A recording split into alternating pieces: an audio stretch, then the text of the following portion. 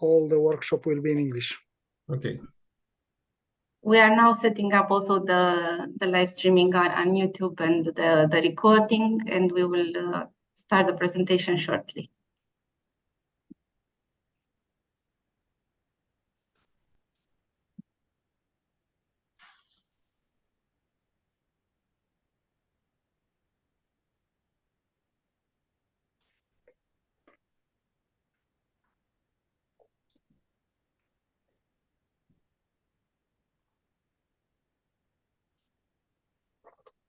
Okay, so now we are live on YouTube, and I've also started the recording.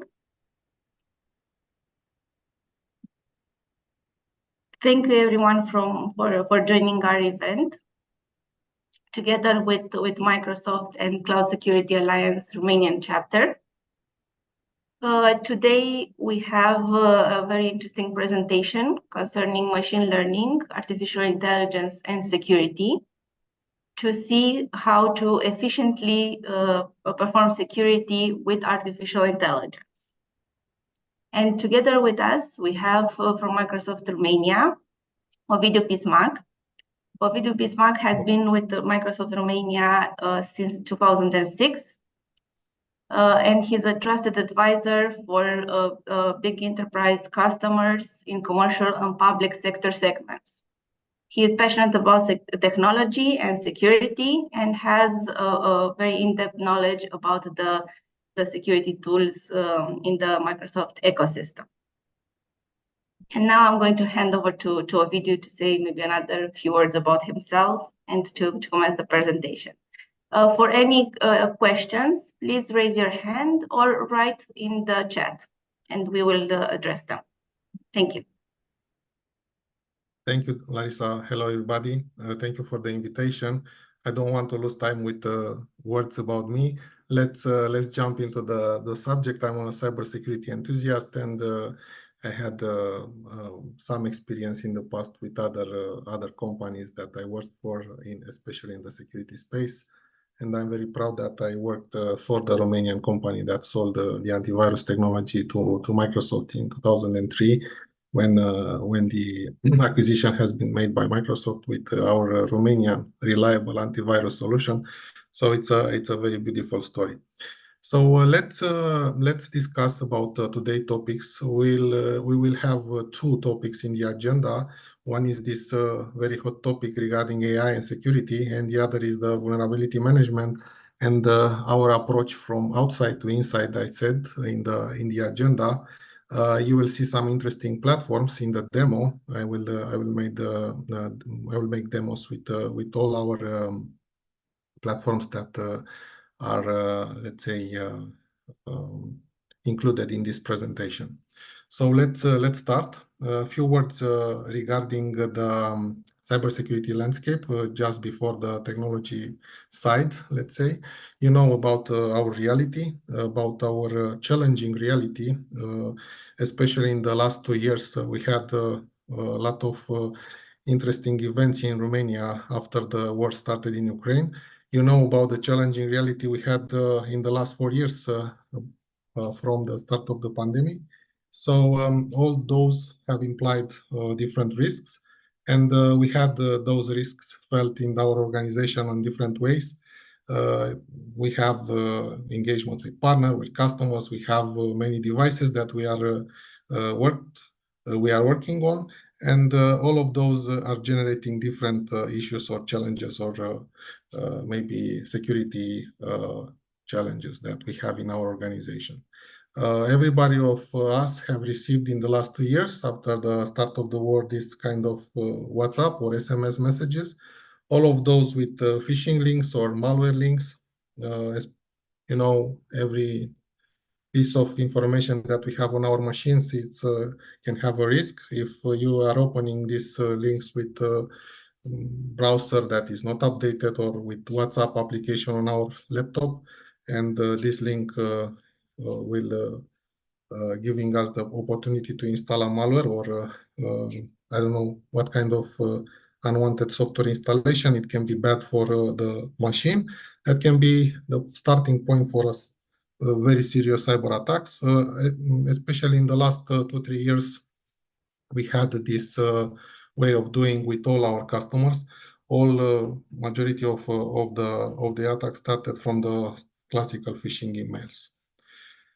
So you know about those things. What is the attacker purpose? Of course, to find the weak spot.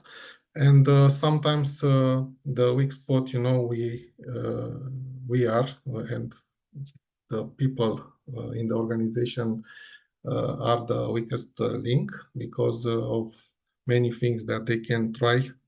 What is happening with that link? Let's try what it is.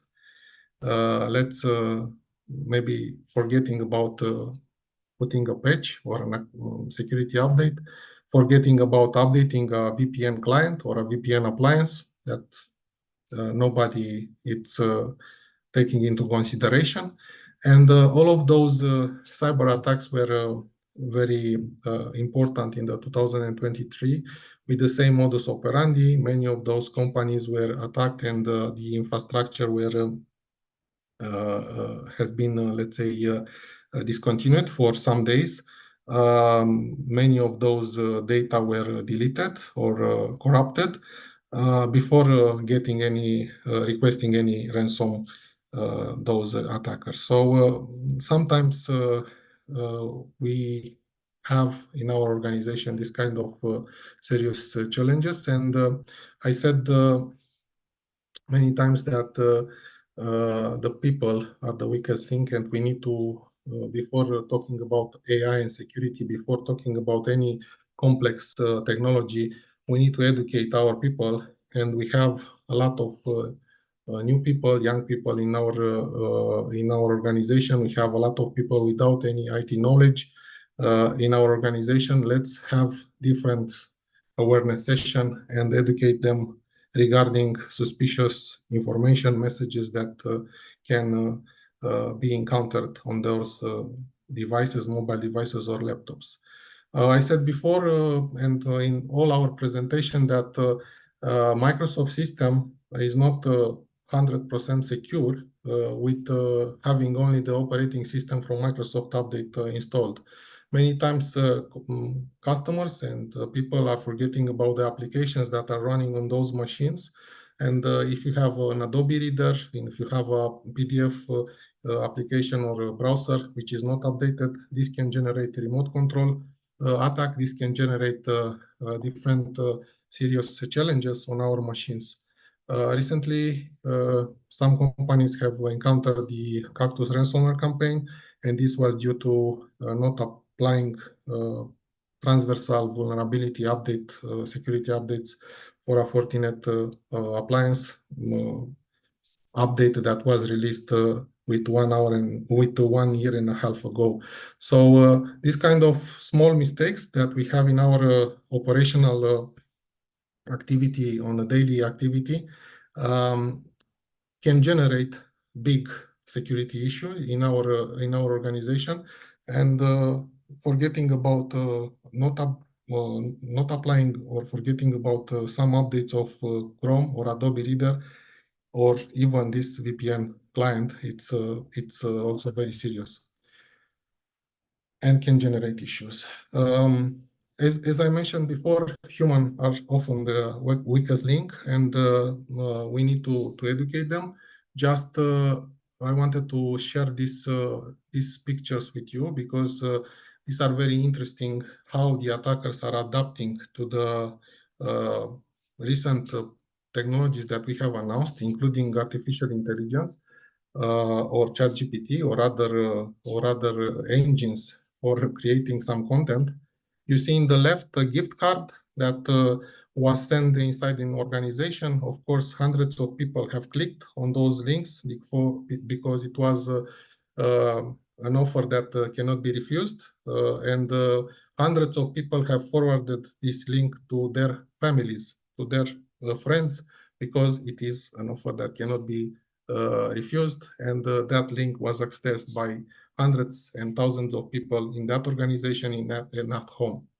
But in the right, you will see a very interesting message that was created by the attackers, probably with ChatGPT, or it's a very beautiful written message in which a company that has suffered in the last few years some restructuration, some layoffs. Some of those users, many users actually, hundreds of users have received this message with heartfelt gratitude and thanking to the activity. And if you want to know about the newest company transformation and organizational structure, please click on that archive file, and you will see the newest company structure. How many of you in the morning, when you are tired of not being so 100% cautious about every mail that you are reading, how many of you, knowing in the past you have had some, and the organization have had some layoffs or restructuration, are not clicking very fast on that new message about this new picture of the company structure? So it's a way that the attacker are not offering you only the gift cards or let's say classical phishing emails with links from banks that you need to update your credentials at the bank, or I don't know, other personal identification. But this kind of this type of message that is very adapted to what is happening to that organization, and many people are sensitive to those messages. As I said, very simple way, it's the attack surface simulation training, which can educate users inside the organization with a weekly message that you can send inside the organization for education and for awareness. I said before, we have a very bright Swiss guy in our company, in Microsoft. It's our CISO on EMEA, is Roger Halbherr. It's a Swiss guy with tens of years of experience and security background. And he mentioned about his focus on implementing complex security technologies in the UBS, in Swisscom, in every organization that he worked for before arriving to Microsoft.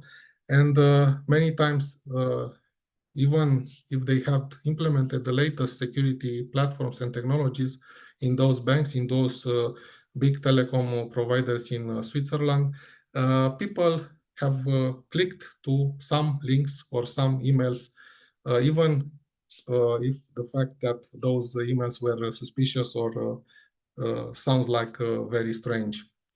And they organized regularly the education and the awareness sessions for them.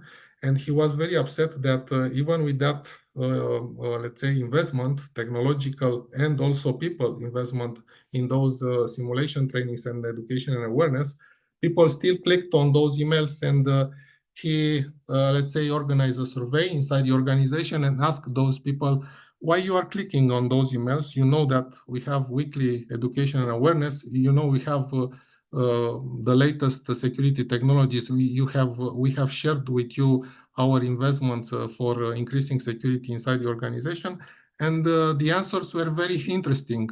So the people mentioned that, of course, at home we don't click, and we haven't.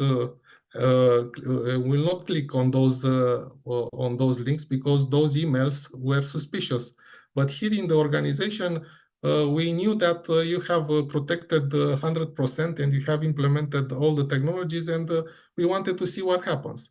So people are transferring the risks from them to the organization, and that's why this education and awareness, it's a continuous process and cannot be finished even if you have weekly sessions.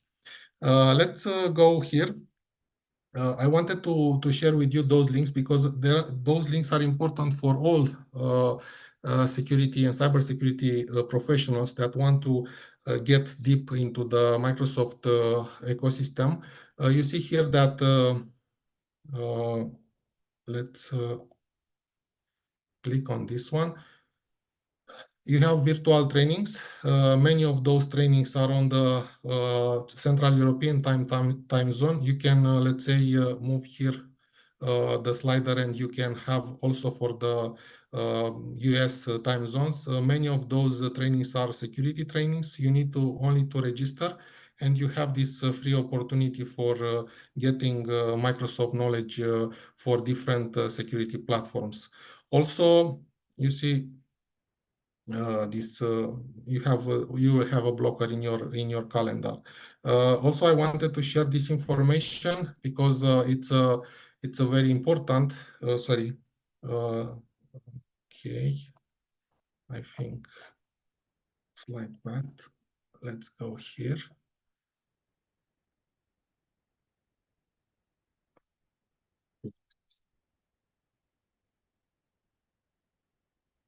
So that link will, which is there, it's a very important for all of you that wants to get as much as you can to the most complex level 400 trainings on all our technology that is presented today by me. And if you want to get the expert level for EDR solution, all the documentation is very structured here in this Ninja level 400 trainings. Also, it's a beautiful opportunity to get in contact with the Microsoft Product Group, and this presentation by Product Group are, let's say, very, let's say, often organized in the next period of time. You can register, and you will receive invitation in your calendar, usually on the subject that you are interested to follow up. So those information are very important because those resources are free for you, and you can go deep dive on everything that I will present today. Regarding end of support, it's worth to mention that this year Windows Server 2019 exited this and ended support, mainstream support. It will have 5 years of extended support. So for all of us that have, let's say, legacy platforms, please update them. Even if you buy security updates for Windows Server 2012, for example, if you want to keep a few months or 1 year this platform until you will upgrade it. But let's keep it secure in our organization because this will imply security risk. Just few slides regarding the last digital defense report, and I will jump to the technology side. But I wanted to present this part because it's important for all of us that want to get more deep with our technology and our message. From our Defender Digital Defense Report 2023, we have had a lot of increased information regarding numbers of security signals that were analyzed daily. It has arrived today to the 76 or 78 trillion of signals. I remember the company RiskIQ that was acquired by Microsoft 3 years ago that is providing now the threat intelligence platform, Defender Threat Intelligence Platform. RiskIQ guys mentioned that when they have been outside Microsoft ecosystem, the number of signals that they were analyzed daily were around 50 billions, and right now they moved to Microsoft to 78 trillions. So this is the way of moving regarding the number of Azure, Office 365, many Windows Server, Windows client systems that are providing different security insights that are analyzed daily by our platforms. And of course, trivial things that like patching, like backup, are still, let's say, weak points in our organization.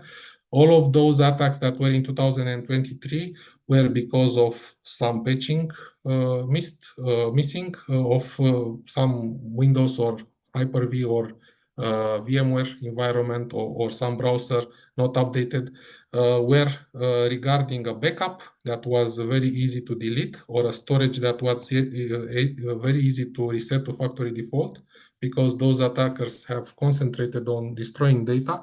So this immutable backup needs to be immutable, not not to be very easy for an admin that has admin credential on a machine to delete a simple backup on our system. And what we have noticed is that we have an increase on clicks on the phishing simulation, but not on the providing credentials, because many people's, let's say, have noticed about different banks and organization information. Please do not click about these phishing emails that are requesting you to provide the credentials. We are not sending you emails on this, but those users have been, let's say, full to attack, to click on those drive-by URLs when some unwanted software is installed on your machine. So even if it's not about credential harvesting, users are clicking on the other types of phishing emails. So this education and awareness needs to continue. What we have noticed is that simple measures like MFA or let's say local administrator passwords, changing or putting different passwords or protecting local administrator password on those machines with simple tools that we have offered from few years, like local administrator password solution, free application which can be installed in Active Directory, are still not used, are still not configured. And those issues were generated by lack of EDR, lack of MFA, lack of protection for local accounts, still basic things that are in our control, in the organization control, are not made, are not, let's say, finalized. Ovidiu, we have a question in the chat. Sure. Sorry Sure. for interrupting. Sure. One of the participants asked if you will share the PowerPoint presentation or the links. For sure, I will share the links and the PowerPoint. Don't make print screens. I will share with you the PowerPoint just for you to have it on your hand. Yeah. So what we have noticed in 2022, 98% of those infrastructure have been protected only by those 5 measures. Right now, the percentage increased. So the attacks are not complex. Only us are offering weak points to the attackers. We are not configured. We are not updating an infrastructure. We are forgetting to update the browser or an application. We are forgetting about to update the VPN client. So those simple measures are, let's say, protecting against 99% of basic attacks. So I mentioned about those trillions of signals. This is due to the intelligent security graph that is collecting all of those signals from the devices, from Azure, from Office 365. Everything is connected, all our platforms.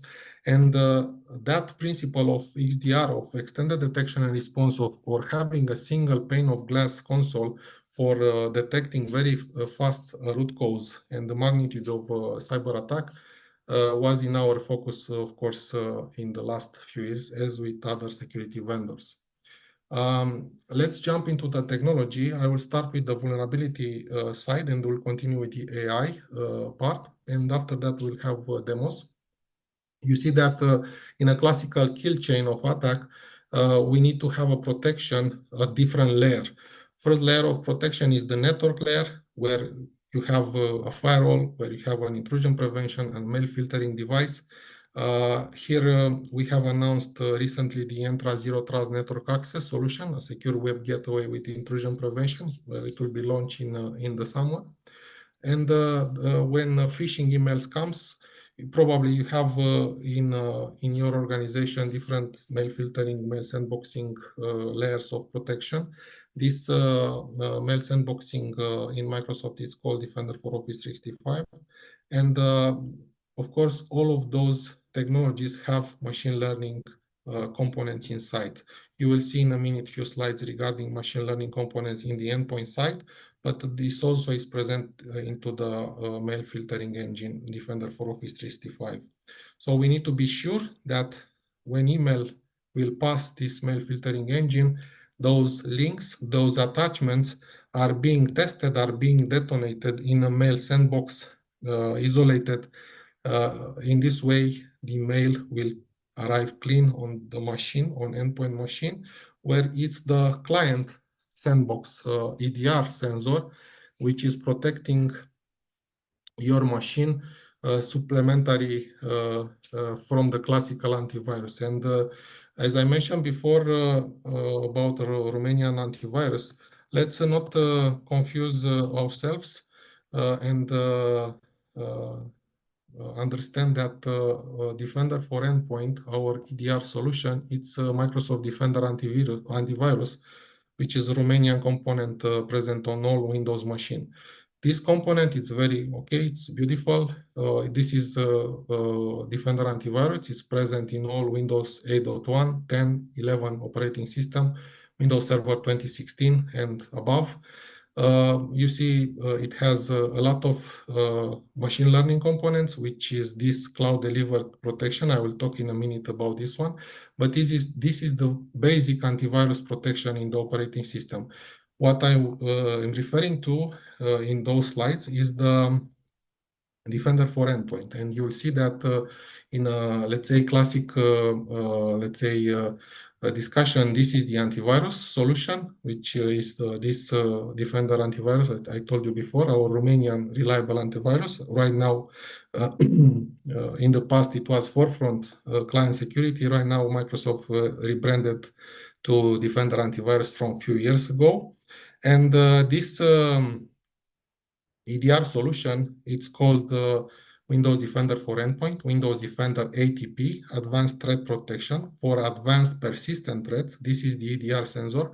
So this is the technology that we are talking about today, because we are not, let's say, secure with only the antivirus in our days, because the antivirus is not enough anymore for protecting of endpoints. So when the email is arriving on the endpoint and supposed to be clean from the mail filtering device, this EDR sensor needs to clean and to detonate and verify all the attachments in that email, in that file, in that piece of information. If the mail filtering engine and endpoint layer are penetrated, and this machine becomes the patient zero, the starting point for a serious cyber attacks, because something has happened, the machine is not updated, we don't have EDR solution, that email was a 0 day and was not detected by email or by the client EDR sensor.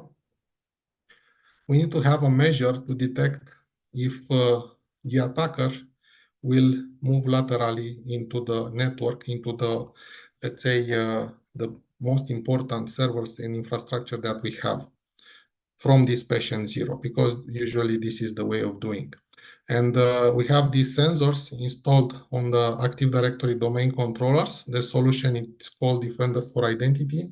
This network filtering layer for detection of different types of attacks, lateral movement, reconnaissance, dominance, every attack that is, let's say,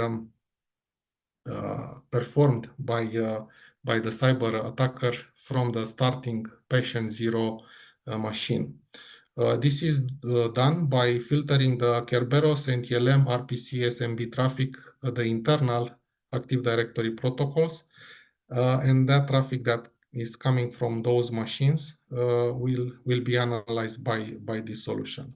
You will see that our focus in the last few years was to have this XDR, this single pane of glass, to have this single console portal in which those signals to be concentrated, and those layers of protection to input the signals: email, endpoint, network, cloud application. This is the CASB solution. If somebody on the machine is using by mistake or with unauthorized privileges the OneDrive or Google Drive or different storage or cloud applications, those shadow IT applications can be detected and to be blocked or protected.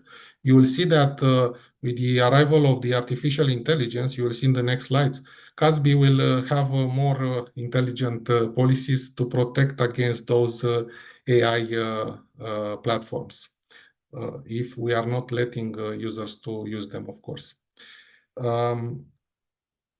The machine that has Defender for Endpoint solution has also the Endpoint DLP solution, because the EDR sensor, it's also a DLP sensor and is protecting the sensitive content. You will see beautiful investments in the Purview data protection platform with the arrival of artificial intelligence, and I will show in the next slide. And of course, CM and Sentinel, our platform that will correlate all the signals from Microsoft environments, but also from other environments, Cisco, Fortinet, whatever applications and platform we have on premise. In this kill chain of attacks, like I mentioned, is not important only the threat protection or the data protection. Also, we have that backup, as I mentioned before, immutable backup needs to be in our focus. And of course, we need to have a protection for the IoT part. Many times in our infrastructure, we have ATMs. If we are a bank, or we have that SCADA environments, if we are a power and utility or a gas customer. And those environments are usually decoupled from the IT infrastructure, but needs to be protected and needs to have a sensor there for detection of the newest cyber attacks. As I mentioned, it's not XDR for Microsoft, it's XDR for connection with other solution, on-premise or cloud solution that you can use to concentrate those signals inside one portal. Let's go to the vulnerability. As I mentioned on the EDR sensor, we have that threat and vulnerability management engine, which is now used also in our Azure cloud with Defender for Cloud solution. This solution has multiple machine learning algorithms because we have noticed that the EDR sensor on the client is not very efficient with classical, let's say, signatures of classical technologies that are installed on the client offline machine. So often we are detecting the cloud, based on the cloud engine, we are detecting many threats, even if we don't have Defender or Defender antivirus solution activated real-time with a real-time protection on the machine. Just because we are sending at the level of milliseconds, tens of thousands of metadata of those files or different piece of information from that suspicious information, we are sending to cloud, and we are receiving, let's say, very fast the protection or the information that suspicious files is, I don't know, it's a tool that is used for complex cyber attack, or it has a hash that corresponds to a Cobalt Strike tool or platform. Recently, we had a cyber exercise with the NATO team, and the endpoint machine were protected with other EDR solution. But I was very happy that one single agent of Arc technology, Azure Arc technology, that was on the machine for patch management and monitoring, was able to detect the Cobalt Strike attack, even with the fact that we didn't have the endpoint protection on the machine activated, and it was not a Microsoft solution. So in this way, based on this machine learning defense, it's very, let's say, hard for the attacker to make different escape or different types of zero-day malware. Why? Because the cloud and this cloud service is using many machine learning algorithms in that so-called dynamic stack of algorithms. So many times that suspicious file is analyzed by different machine learning, by different stack of algorithms. So for the attackers, there are very those attacks are very, let's say, they will need to have increased effort to put to obfuscate and to create, let's say, a sample of malicious file that will be detected or not detected by Defender. Why? Because those thousands of machine learning algorithms are used dynamically with different suspicious files that are encountered on the machine. And you see here that we are mixing between client offline technologies and cloud machine learning technologies, using dynamically on different threats this kind of new technology and new investment for detecting of the new generation cyber threat. In the last few years, we have concentrated also to have that single pane of glass, but also to include in that portal an automation engine for automatic remediation. And that Hexadite platform that you all know from past was integrated into Microsoft 365 Defender XDR, and this will be your buddy, your great help for quick isolating of patient zero endpoint that maybe it's penetrated, and isolating the attacker and minimizing the risk in that infrastructure. Why? Because this automated investigation and response engine will clean the machine, will isolate the machine, will clean the machine, and will restore the services very fast, blocking all the endpoints and mailboxes if we are talking about spam or phishing emails that are sending to multiple Office 365 mailboxes. This technology is integrated in all our Defender threat protection stack. Regarding vulnerability, the title in one of the subjects in this presentation is vulnerability from outside to inside. I will start the presentation from inside to outside and the demonstration from outside to inside. You will see in a minute. We will stop for demos after these slides for the vulnerability management story. As I mentioned in the EDR platform, this TVM, Threat and Vulnerability Management, is a complete vulnerability management dashboard solution with recommendation regarding different Microsoft and non-Microsoft application, different Microsoft and non-Microsoft operating system. It's not only a simple vulnerability management application to inform you that you don't have Adobe Reader to the latest version, but also configuration vulnerability management solution. If we have a registry key in that Adobe Reader, which is very unsafe, or a Chrome, Firefox, or VLC player registry key, or I don't know, a sensitive configuration, it will report you this application configuration issue just for you to remediate and to increase the security level in your organization. We have support for different platforms, starting with iOS, Android, Linux, different version. And you see here that we don't talk about the classical Red Hat or SUSE distribution, but also for exotic distribution that are based on Red Hat kernel, like Alma Linux, Rocky Linux, Fedora, Amazon Linux, Ubuntu, Debian.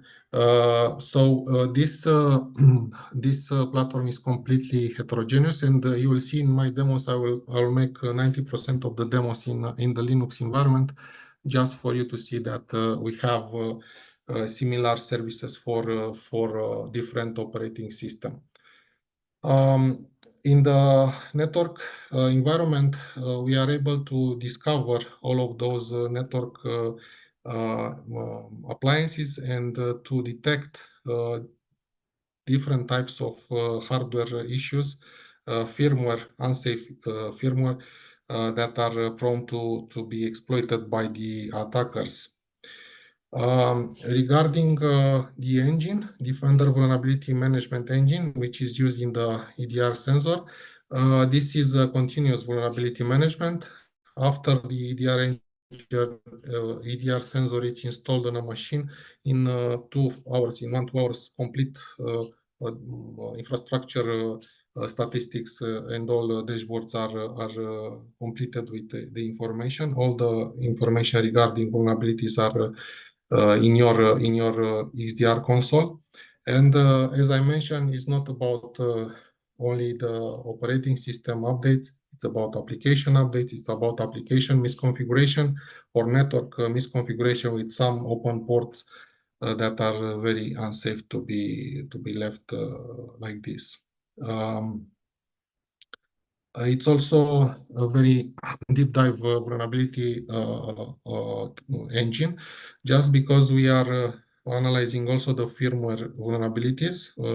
I don't know, HP, Lenovo, or other hardware that you have in your organization can have some unsafe BIOS firmware, or some appliances that have some firmware that are having in the background some sensitive vulnerabilities, some sensitive CVEs.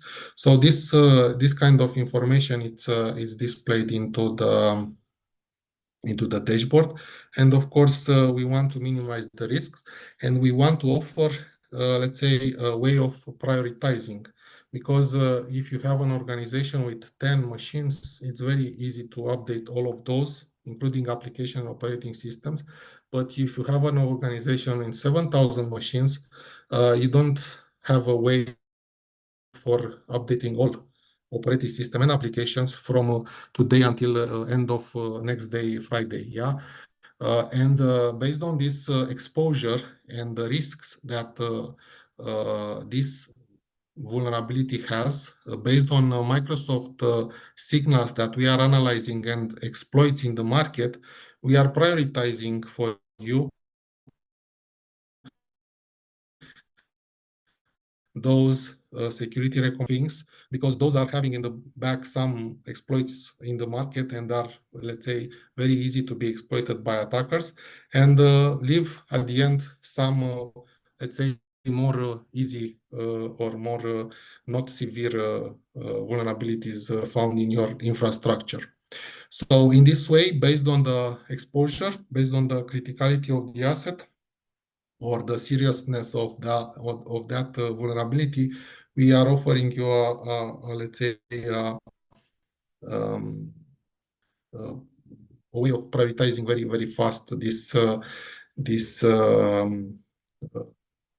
vulnerability that is found. You see with a lot of useful information regarding the impact that this vulnerability may have in your organization. And of course, if we are talking about not classical information, this is very interesting information. You can have also information about browser extension vulnerabilities. Why? Because if we are not so complex until now, with operating system applications, VPN client, all needs to be updated. Let's not forget about the extension into browser, because some extension can have permissions to the file system. Usually I put and I install AdBlock Plus for the anti-spam, yeah, in my browser, and blocking all the advertisement and every advertisement that I have on the web pages. This AdBlock Plus has some permissions on my file system or my URLs on the disk. So if this extension has a security issue, I can have a security issue by browsing with this browser that has this extension. So I need to know this information and the level of permission and the risk that is associated with these permissions. Also, digital certificates which are about to expire or expired. In a usual vulnerability assessment, we are talking about also security baselines. You have a real focus from 15 or 20 years from Microsoft in building a security baseline with a standard configuration of a machine that can be automatically deployed by different management platform that you are using for the management of endpoints. For example, if you are using HP OpenView, System Center Configuration Management, or Intune, or different Manage Engine, I don't know, different endpoint management solution, you can have these security baselines from Microsoft or from others, if you trust them, to apply as a standard configuration on the machine and minimize the attack surface. Of course, as I mentioned, there are some vulnerability capabilities included in the EDR sensor. There are some additional capabilities if people are wanting to have more information regarding browser extension, firmware, and other capabilities like network share analysis. But as I mentioned in the few minutes ago, when you have a big infrastructure, it's very hard to update it very easy in the, let's say, few days. And sometimes we have an outbreak, sometimes we have a real issue. And we have also a possibility to minimize the risks by using a mitigation and a blocking for a vulnerable application. For example, we know that we are updating very fast the Microsoft Edge browser by having the Microsoft updates from Intune or from Windows Update or from System Center Configuration Manager. And we don't want to let people to use Google Chrome until this Chromium vulnerability, which is affecting also Edge, but Edge is updated for example, but we didn't have the time for updating the Google Chrome. We have the possibility to block that vulnerable application and to leave a message to the users to use the most protected application until the IT team will have the time to update it in few days. So in this way, we are minimizing the risk of blocking vulnerable application and warning also users not to use some vulnerable applications. And I remember in September 2023, it was let's say, very bad vulnerability of WinRAR application. So everybody that had WinRAR installed on the machine, if it was not updated by my endpoint management solution, every user that has received crafted RAR archive can be affected and can be the starting point for a serious cyber attack. So in this way, we can have, let's say, a real focus on the vulnerability. And if we have a need for let's say, supplementary capabilities, let's say you can choose different types of protection, starting from the classic antivirus, continuing with the EDR, and vulnerability management add-on that is extending the classic standard protection. Lately, also after NIS2 announcements and NIS2 compliance information until October 2024, based on this vulnerability management, a new security exposure management platform was introduced in Defender for Endpoint. It is providing a comprehensive view to see the overall attack surface map, which is providing you information regarding your critical assets, the way an attacker can use those assets to attack and connect with all the other assets in your organization, and to understand your exposure to different classic attacks like business email compromise, ransomware, the level of protection against ransomware, and classic and basic measures that you can have for configuring your machines to be protected 100% or 99.9% against ransomware. Yeah. Let's start the demo. But I mentioned about vulnerability management on the internal infrastructure. What we are doing on the external infrastructure, on the websites or appliances, or especially in our domain, organization, internet domain, where we can have thousands of assets that can, let's say, be analyzed very quickly, just to understand what can be the attacker, let's say, method of using some existing vulnerabilities to try to break into our organization. We have this external attack surface management platform, which is able to protect us by having information regarding our domains and all the assets publicly exposed into the internet, by having 48 hours vulnerability assessment in all my domains without any agent, passive scanning with Microsoft and RiskIQ, former RiskIQ company, crawling and patented technology. So this kind of complex crawling and detection will provide you clear visibility about all my publicly exposed asset in the internet in 48 hours. Let's go to the demo. So this is the external, yeah, for the external part. Let's share this one and go to the RDP. I don't know where is the RDP. It's here.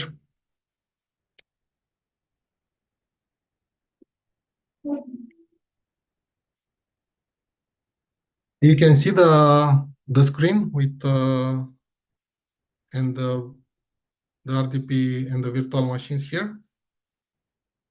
It's okay, yeah.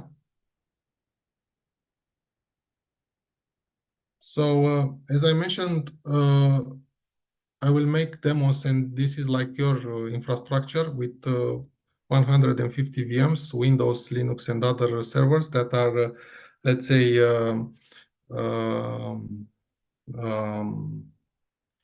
installed in a Hyper-V environment, so on-premise environment.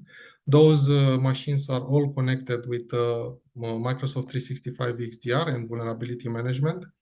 And of course, I can have a domain with external resources publicly exposed into the internet. Let's go here. And for the external domain, I can use this technology, which is called Defender ESM.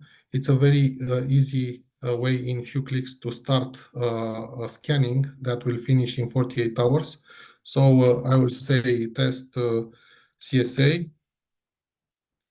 Yeah, I will choose the region, and I need only to specify the domain or the public IP address block that I need to scan, and I will have the results in 48 hours. So here I only need to put this one, the name, if it's optional, of course. I can put all domains that I have listed one by other. I can put the IP blocks with the network ID, and after this scanning will be finished in 24 to 48 hours, I can have a very easy way based on 78 trillion signals that Microsoft is analyzing daily and the former RiskIQ technology platform. I will have this scanning finished. I will show the scanning for the Red Cross, for the Crucea Roșie Romanian and the Red Cross US. I choose the, let's say, generic organization, not to choose any bank or any government institution, just to be very sensitive information. So you see here, this inventory, it's a 24 hours inventory, and daily, every change that we have on those portals are reported to the inventory. So someone may add some job description or some pages, some I don't know, different information on my website or on my portal in the internet. I have those information here, and all the listing in those assets in 24 hours with all the information in behind services, who is information, vulnerabilities if I have. Let's go here. And you see here that after I made the discovery on those domains, I put only the Crucea Roșie and Red Cross US here. I have this beautiful dashboard where all the analysis has been performed. In in the back end of those 2-3 domains, there are 366 child domains. There are 1,900 hosts, 3,800 web pages, SSL certificates, IP blocks, and different IP addresses in those IP blocks. And I have some dashboards that are very interesting for me to inspect, just for me to see what are the possible severity high or medium or low vulnerabilities. And you see here that I have information not regarding especially Microsoft, but different technologies that are not, let's say, created by Microsoft. Everything is structured based on the severity of the CVE. And of course, I can go deep dive and I can use the information from Defender Threat Intelligence, the former RiskIQ platform, which is in the back of this, platform, to understand how can I be protected, what measures I need to have. It's the information on our websites and also the information from the open source platforms, including information from Jenkins. How severe is this vulnerability? How can be covered with a configuration, with a patch? It's here. You see here that all the technologies that are in the back of that host are displayed here. I know that is a machine in Amazon. I know that is having a Jenkins platform. This is the version. I know that this version has 23 vulnerabilities, 18 and other 5. I know this platform, it's first seen by Microsoft in 2003, but this scanning has been performed in 2024. And those information, including services that are offered by this host, including different other information, are here for me to get and to act. Yeah.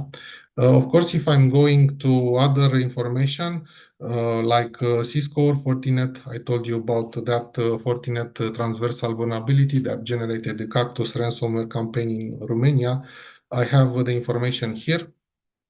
I can go deep dive on all of those web pages and to understand if those Cisco Cisco appliances have these CVEs. I can verify the information, of course, on my system if those are let's say having this vulnerability, having this version. You see here that we have potential for those appliances that are hidden the version, like many times hardware appliances are doing, like border appliances. We have this information. We detected that is about it's a Cisco ASA VPN appliance, but you need to understand if the version is the last, and if not, to patch it against those CVEs. And you have the advisories here. You can go and inspect those vulnerabilities. Of course, if you have different kind of web pages, many times I saw WordPress plugin and different out of date or not supported PHP or Nginx or other vulnerabilities. Everything is here with all the information regarding the version, the fact that here we have 14 or 15 vulnerabilities. Yeah, just because we don't have, and you see here it's a Microsoft server. The other was a Linux machine. We have also interesting information regarding security posture and information regarding severity of those CVEs. Different information regarding open ports or system ports that are open. Yeah, and we can go deep dive and we can see those information depending on what kind of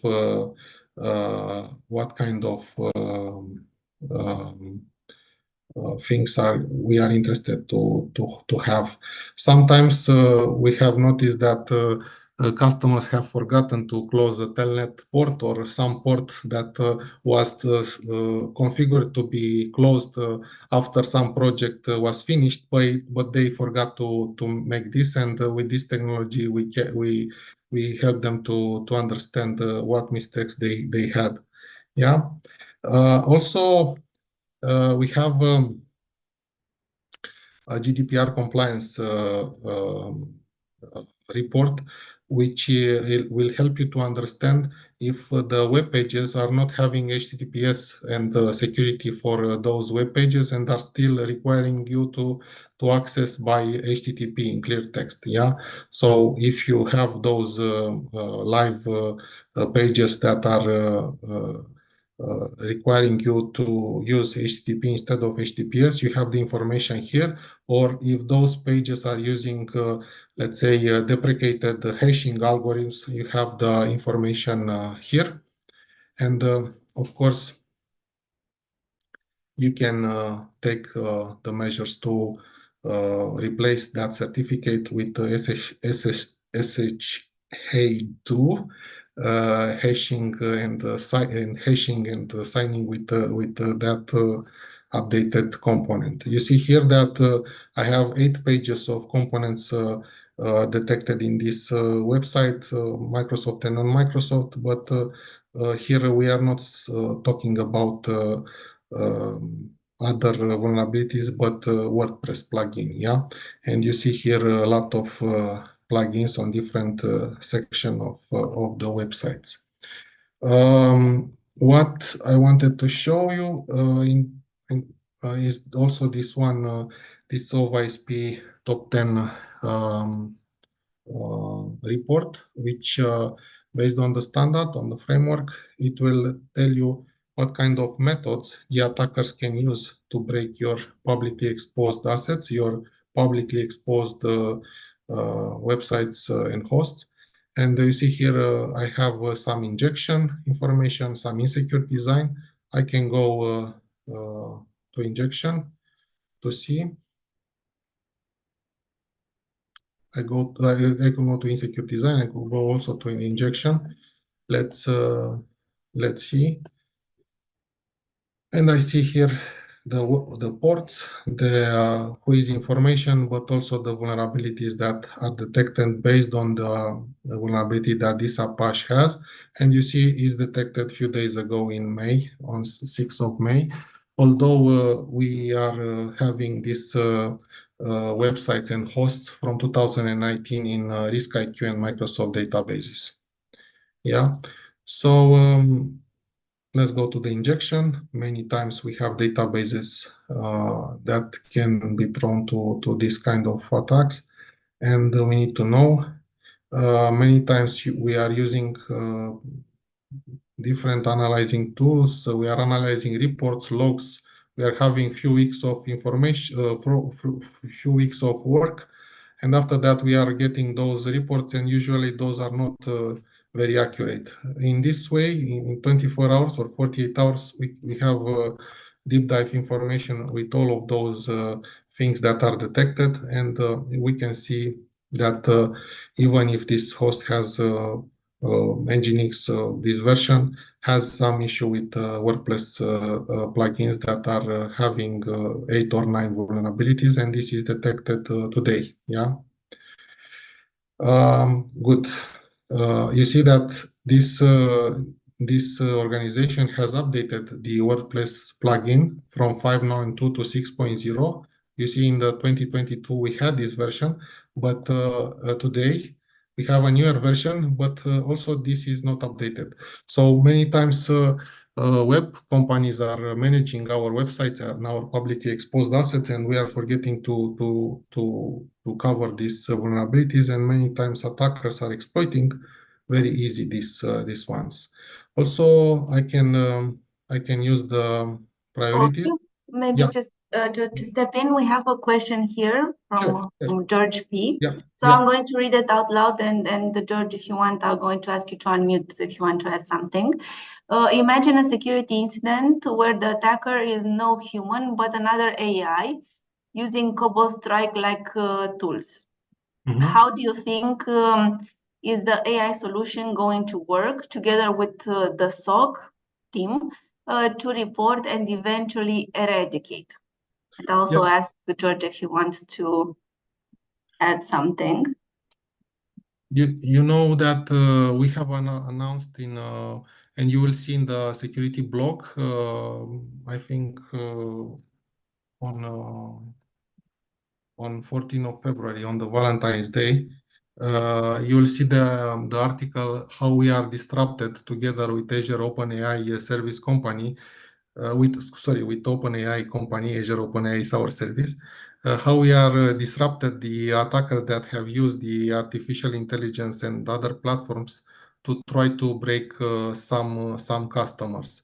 So let's go and load more, and you can read more on this 14th of February article, which was very let's say appreciated by our customers, and we have been asked to share it with many customers. 22 of February.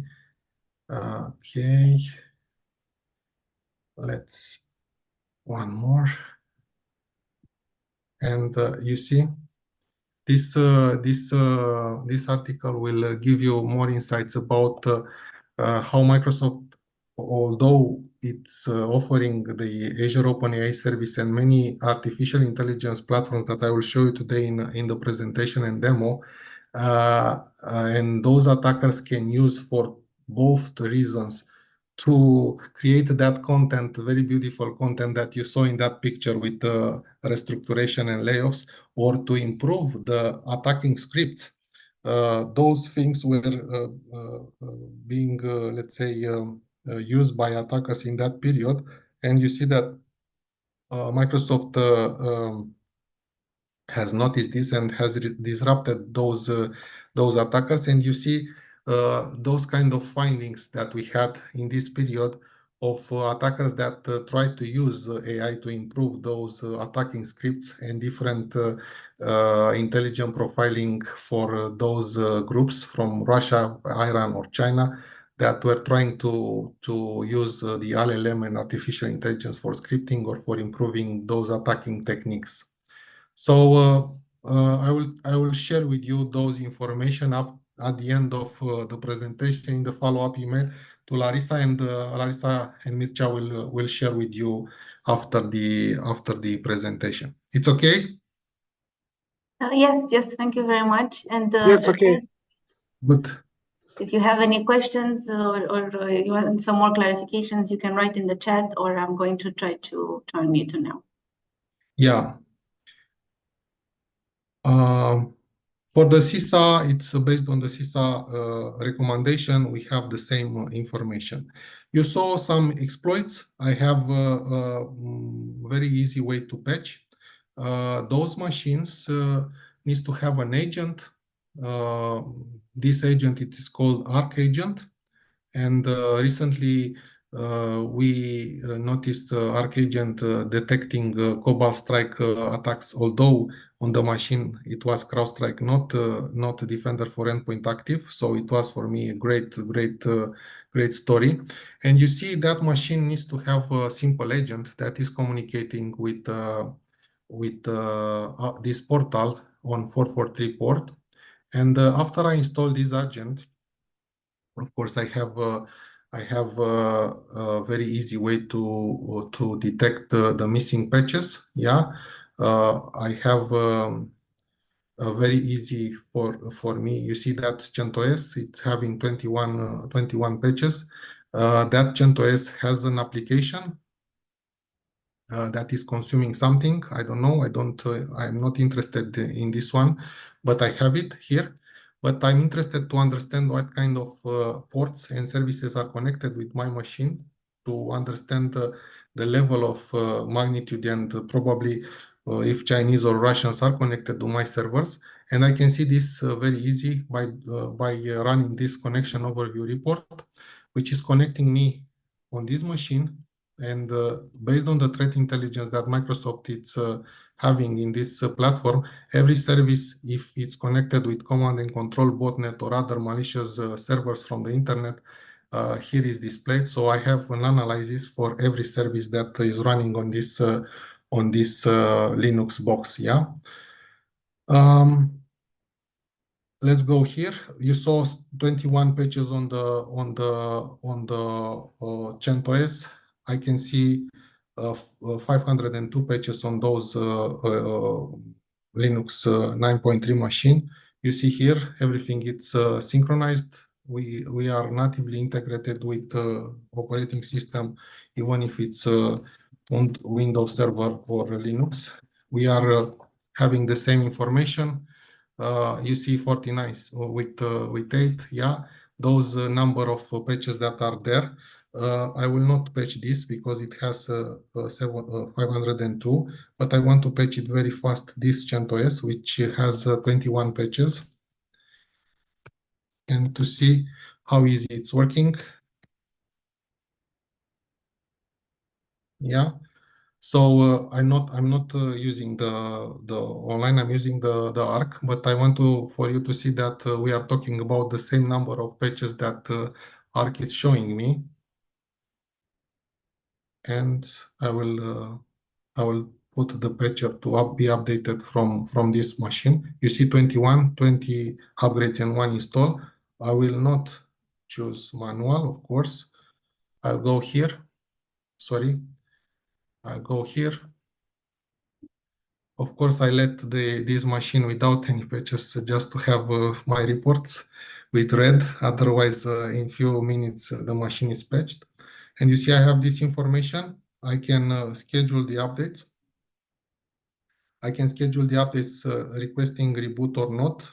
If I have a database and I want to make manual reboot Friday in the evening after all my users are out of the system, yeah, I can choose all the security updates for a Linux or also non-critical updates. For Windows machine, you know, we have different categories of patches. And of course, I can choose to update not only this machine, but all my Windows or Linux machine that I have here. But in this moment, I don't want to make the scheduler because I already have it on the other machine. I want to patch it very fast with this one-time update. Next, next, next, and install. And you see here, it's a platform in cloud. Here it's a machine in an on-premise environment. And I have in few seconds, the installer will try to will start to run to query the repository and to apply patches on this machine. And you will see in few seconds after we will finish the other demo that the machine is patched and the information it's in the portal. So I have, you see, the units started to be used for updating. I have the Defender for Endpoint engine on the machine. I have the EDR sensor here for the other protection story. And just wanted to show you this one because it's a very beautiful story. You see here that I have those 500 pages. And in this moment, this machine, sorry.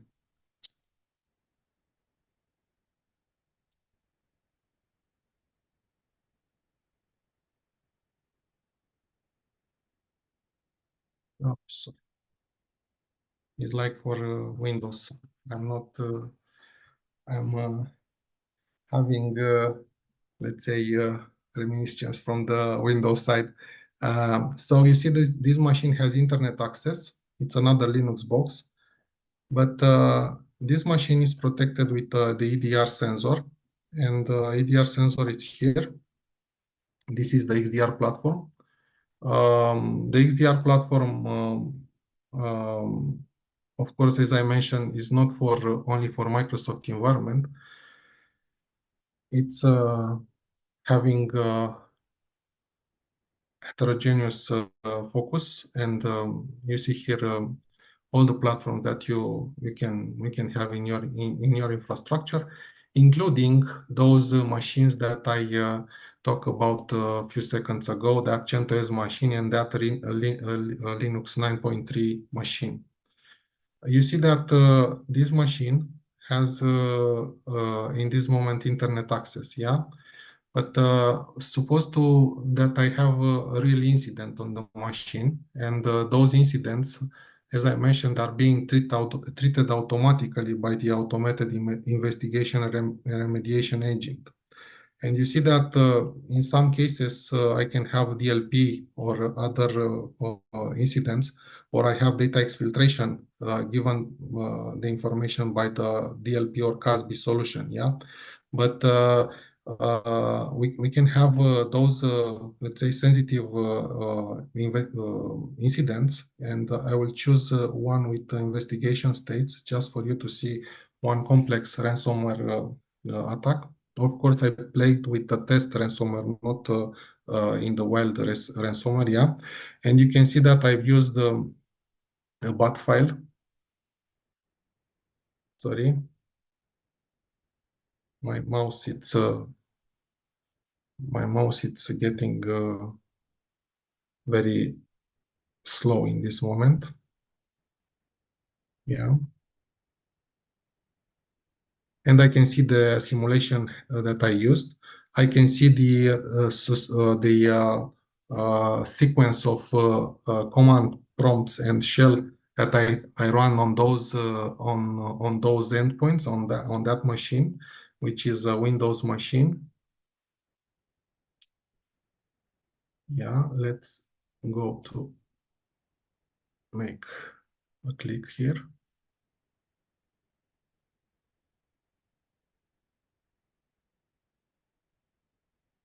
Yeah, and I see the command that was used. Of course, for every command that we have in our system, we can have a submission automatically to Virus Total. Let's go and make a zoom less, and you see here the submission. Yeah, on the Virus Total, we can go on the link and see the information if that executable is known by other anti-malware engine. Yeah. Sorry for this, I'm at home and I'm depending on the internet at home for everything that I'm showing you here, but I think it's okay.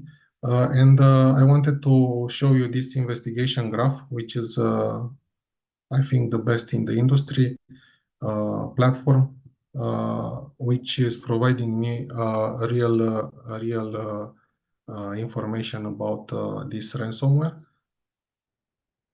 descriptor. And you see, I can see the devices that has been affected, or devices if are more. I can see in a very few seconds all thousands of files that are analyzed on the machine, and I can see the files that were remediated or the file that were suspicious, starting with that simulation that I used.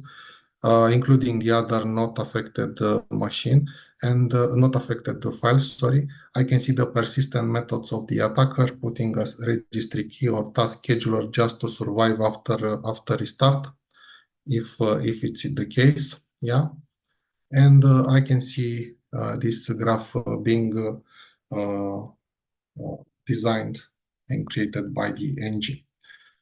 This engine, it's isolating me automatically all the machines that are found with different issues, PowerShell attacks, kernel attacks.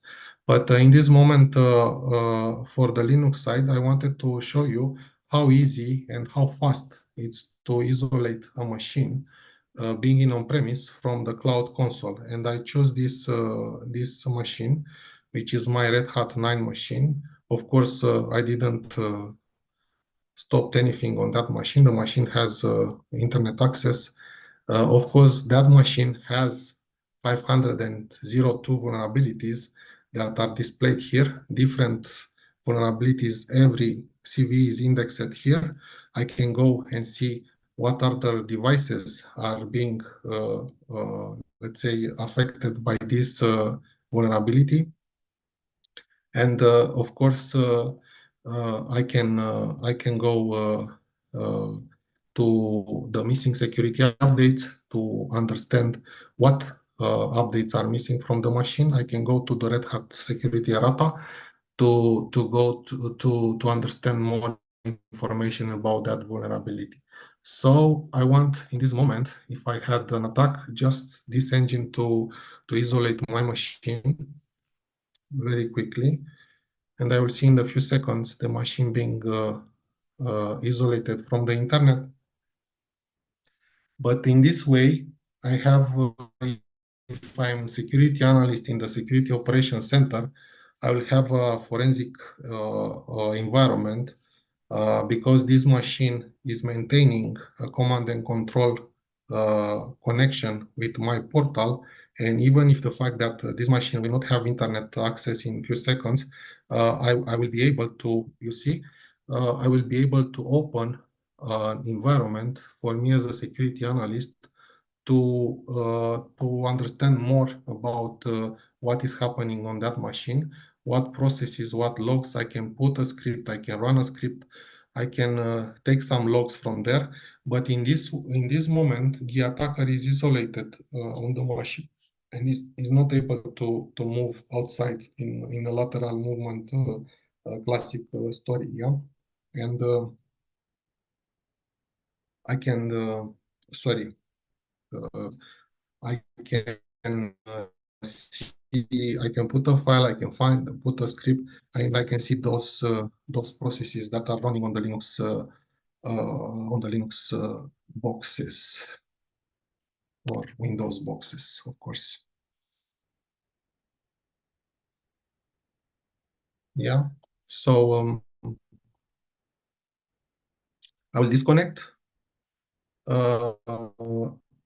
And I will go here.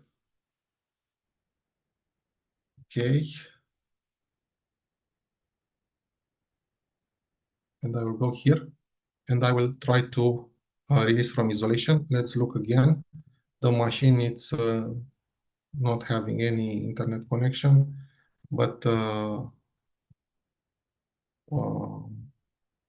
yeah, few seconds of wait, please, because I don't have, I have some issues with my internet. This server is from London, and I will access it to RTP. I have sometimes some issues, but usually it's working. Yeah, and you see in 1-2 seconds, very fast, the machine has been restored. So you saw a Defender ESM scanning in 48 hours outside publicly exposed internet machines, having vulnerabilities detected and listed without any agents. You saw Defender vulnerability and Defender for an EDR sensor and vulnerability displayed here. Of course, every machine, even if it's internal infrastructure or internet exposed, can have this CDR sensor and can have this protection for different cyber attacks. And you see here, I have information regarding vulnerable software. I have information, as I mentioned in the presentation, with prioritization, having some exploits into the market, and this, let's say, vulnerability, which is very critical, and also it's encountered on many Linux boxes in my environment. All of those machines are here in this Hyper-V on-premise environment, and this is the, let's say, the worst, let's say, having the most severe CVEs reported. Yeah. Of course, I can sort this and see the severity of those vulnerabilities, and I will try to remediate. Of course, with ARC, with that agent, I can put patches, because here probably, let's see that machine in this moment. Of course, what I'm doing now, it's very wrong. I'm logging with the root. I having a graphical user interface on my Linux box, which is a blasphemy for the Linux fan. But please forgive me about this. You see, Azure Update Management initiated a reboot. So I made the reboot automatically on that schedule, and you will see in a few seconds after reboot, this information will change to 0. Existing updates.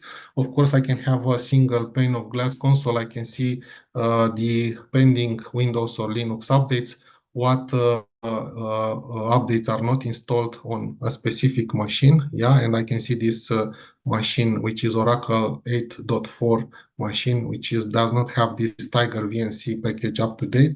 Of course, I can see every machine with the different vulnerabilities that they have.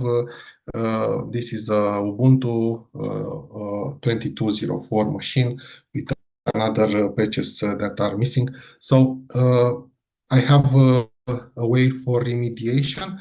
But as I mentioned, if you are having, let's say, a very, very vulnerable software, and let's see Chrome, maybe sometimes browsers are being updated very often. And I see here that this software is installed on many of my Windows machine.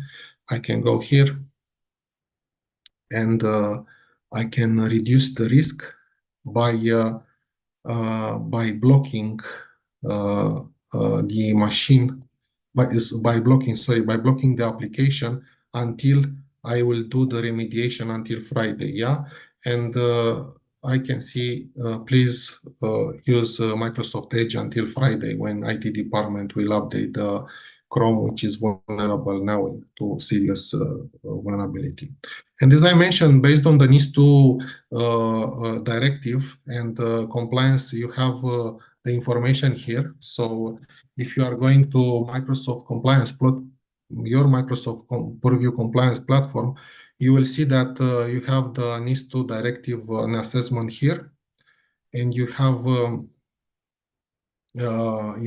information regarding improvement is running in few hours and analyzing your Azure, your Microsoft 365, and every solution that is connected in those platforms, every on-premise solution. Yeah, and you see here those assessments. Yeah, including GDPR or other assessments.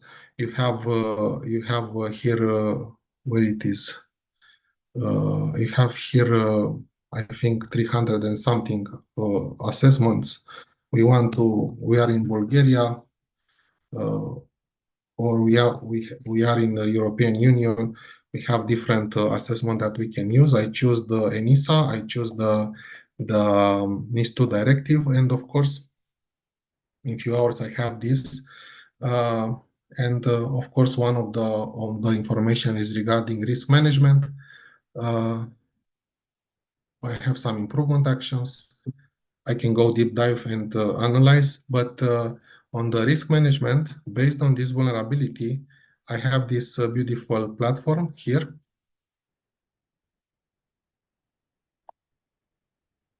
Which is measuring us the risk that I have to be affected by ransomware or by business email compromise and many other scenarios, business scenarios, based on the information that I have in my infrastructure. Yeah, and for now, I see that 10 machine does not have basic protection against ransomware. I have those security recommendation here.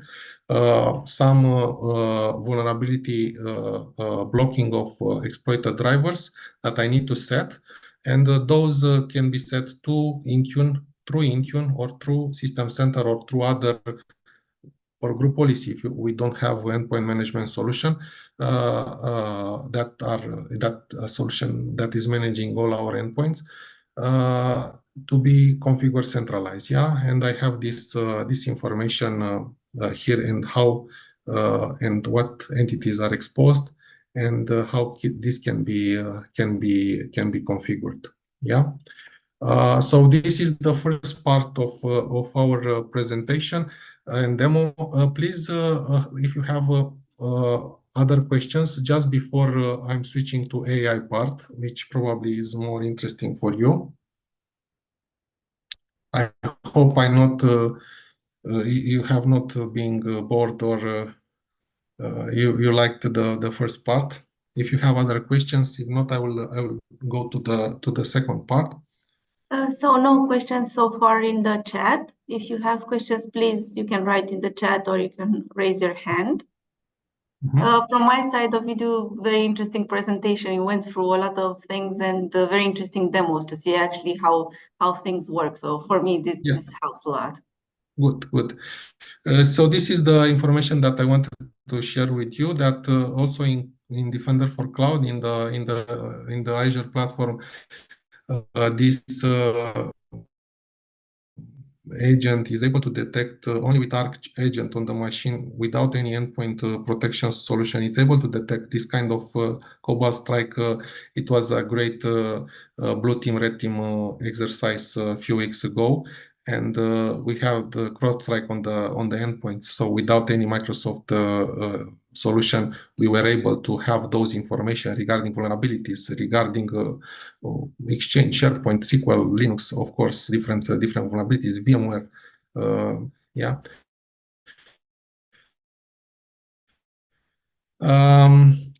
So I showed you this one. You know, as in the personal development story or in business trainings, we need to know our enemy just to be more efficient in our operation. And we are, as a security analyst, if we know how the enemy will operate, how the cyber attackers will operate, this can be great advantage for us in winning the battle, at least for the moment. Yeah, you know that lately we have announced our investment in the OpenAI company, and we have the Azure OpenAI service. We have announced Microsoft 365 Copilot, which is becoming like a trivial application in every Word, Excel, PowerPoint, and every Microsoft 365 application. You see that I can use this Copilot to summarize, to make a summary, and to understand the content of this presentation. And you see that it was one of the demo, but I will show you now in the next minutes. But I will show now. You see that this security Copilot is like my personal assistant, but is not breaking any security rule. Yeah. This presentation has some sensitivity layer, and also the Copilot doing extraction or looking into the document has the same sensitivity and security permissions that I have also on that document. Yeah, you see that presentation that I used has a general label. Yeah, I can of course change this label. This is Microsoft Information Protection technology, and I will save it. It has 140 slides. I will share it with you, so it's big. And let's go here.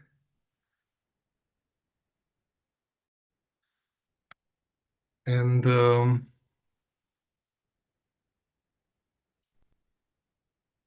I hope I save it.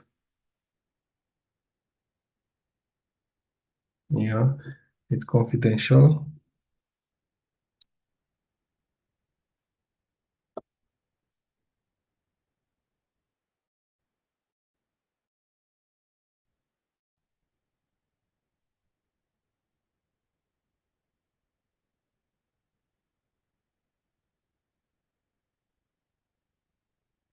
Yeah, I don't know. Because probably I had this process. Upload failed. Sorry, it was the OneDrive that did not had did not finish the update on the OneDrive. Let's, I have some issue with the internet. Sorry for that in this moment. It's very slow. Let's wait for some minutes. No worries. Yeah, I don't know why. Let's try again, but if it doesn't work with, I will pass it just not to lose time. Oh my God, come on.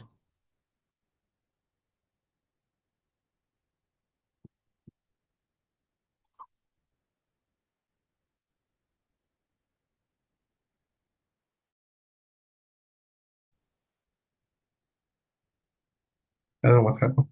Yeah, it's crazy. Yeah, and this is not saved. Yeah, strange. Let's wait a few seconds. Yeah, I don't know why, because this is not finished, not saved on the. Let's try to close it to see if this presentation has remained and changed the label.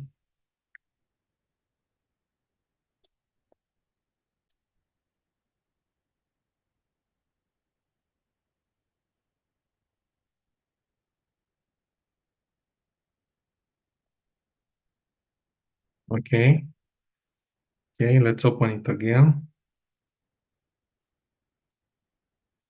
Where is it? You see that it's uploading 322 megabytes. It's working not very, yeah. It has some issue. Yeah, I don't know what happened, but let's not try to lose time. So imagine that Security Copilot, you saw the confidential and the general level of sensitivity. I have it's now Microsoft. It's Microsoft confidential. I hope, yeah, it is. Let's see, it was uploaded 1 second. And yeah.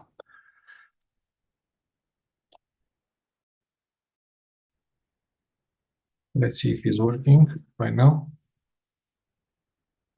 I needed to try with a simple file with one row. It's not that, yeah, I don't know what happened with this one, but let's reference another file.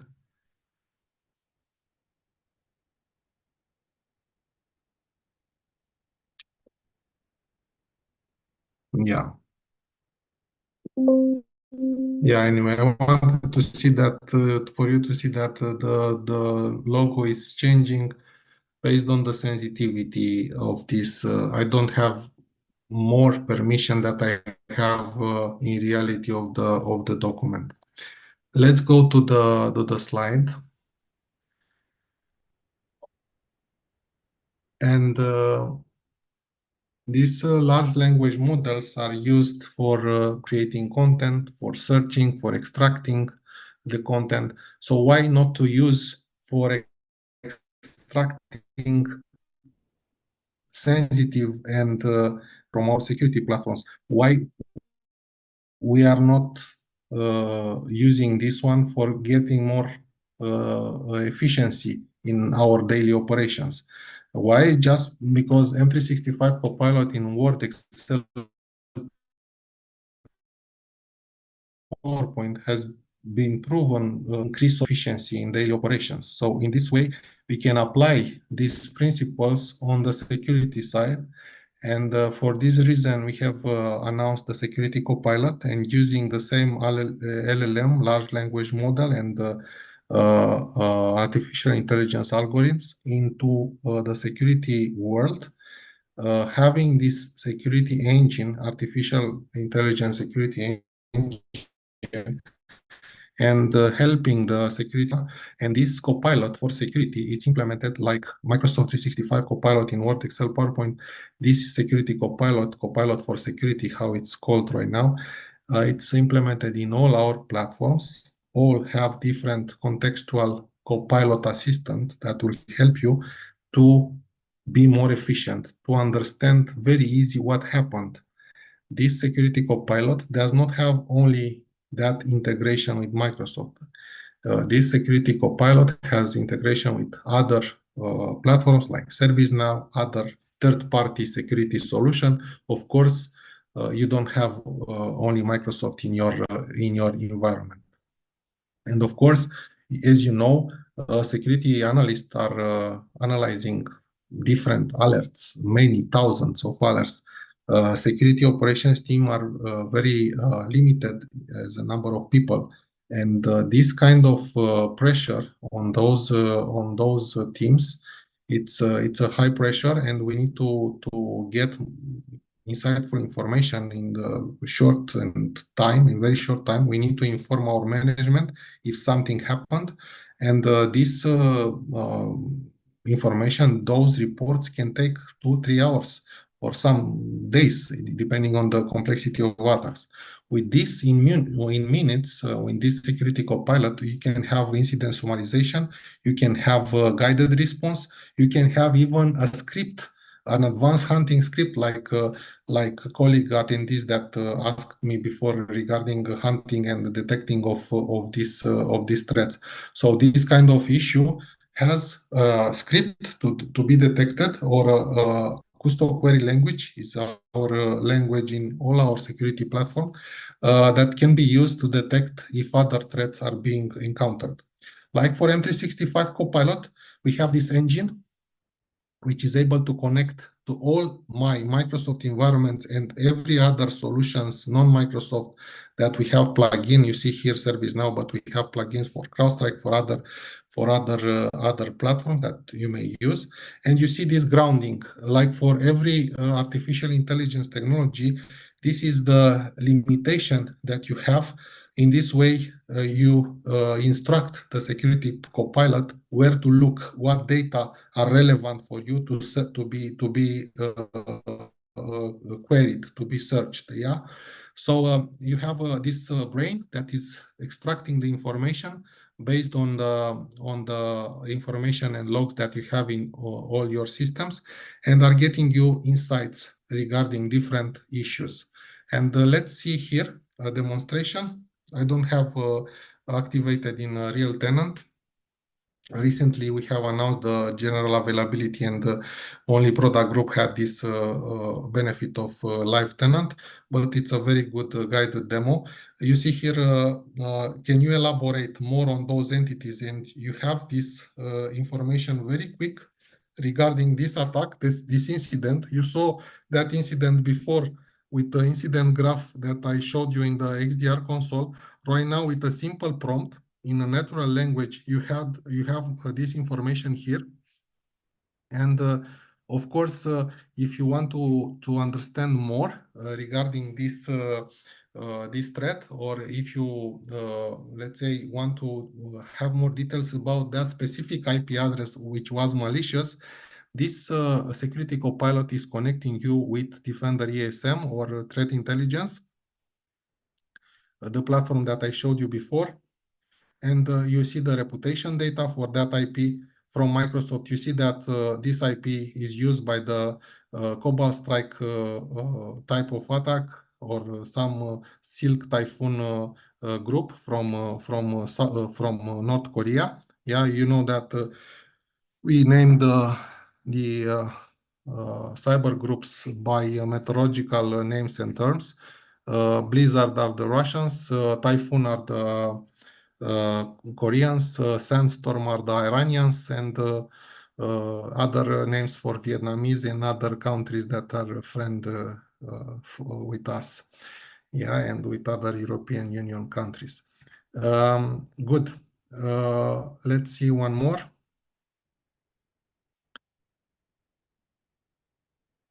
Tell me more about Cobalt Strike and Typhoon, and here it's connecting you with the threat intelligence. and you'll get more information about tactics, techniques, and procedures or threat intelligence indicators of compromise from those cyber groups. And of course, you want to understand in this moment what devices are affected, what devices are still not compliant or compliant or being affected by this ransomware or by this Cobalt Strike attack, and you can be connected with Intune, and based on the logs that you have in the Microsoft XDR and Intune, you will see what devices are compliant or not compliant, and you can include this one in a report to the management. But you see, in a few seconds, you can get this information without to look into the logs, without to analyze with some queries, some advanced hunting queries that you can also have here. Ask Copilot to offer you a hunting query to get more details also. Yeah, like this one. So it's a very efficient way. And in the final, you can have a report to your management, to your CISO. In this way, many hours that you can have in a classical way of analyzing a security issue, you can gain with this tool, with this assistant. Yeah, and as I mentioned, it's for all Microsoft platforms. Let's see few images with different platforms. But before, just to show you this, which is very interesting, we have noticed that 97% of those that have tested Security Copilot in the private preview period that was until April 2024 were still continuing to use, just because they have noticed 85% of time on basic troubleshooting minor issues or preparing reports or other tasks. So this kind of efficiency and time and gaining in daily operations has been noticed by all our customers and partners that have tested this Security Copilot recently in the private preview. So regarding integration for Copilot in different platforms, you see that in the right, here it's Microsoft Defender, but you'll see all the platforms, Intune, Purview, and other. You see that we have a contextual message like you had in Word in few seconds ago, that Security Copilot logo. And for this specific script or for this specific alert, you can have more detailed information and contextual advanced information regarding that threat. Let's look on different information, different screens in Entra, in the identity platform, or in Intune, or in Purview. We have this integration into Defender ESM. So, for example, if you want to have more information regarding the vulnerability, the severity, and CVEs, you have a very easy way to have a prompt and to understand the attack surface for Contoso domain. Like I showed you before, that scanning for Crucea Roșie, for Red Cross. Yeah, so it's here we can have other information regarding high priority insights. So from those insights, what are the high priority that I want to look on to understand, and from this information, what are the CVEs that are affecting my attack surface, my publicly exposed assets into the internet. In Defender for Cloud, in the Azure portal, we have the same information that I can use for having a summary, to having a contextual insights, to having different actions like scripts for remediation for that issue. So to use the large language models in the same way that we are using on the business scenarios, also for the security, to gain efficiency and to gain more time in our daily operations. You see here, I have those alerts here, and the information that 13 publicly exposed resources requires attention. I have some storages, some AVS Google Cloud Platform, because this can be connected with different cloud providers. You see the logos here, the tenants, and I can have the assistant showing me this information, how to remediate those issues that are being found.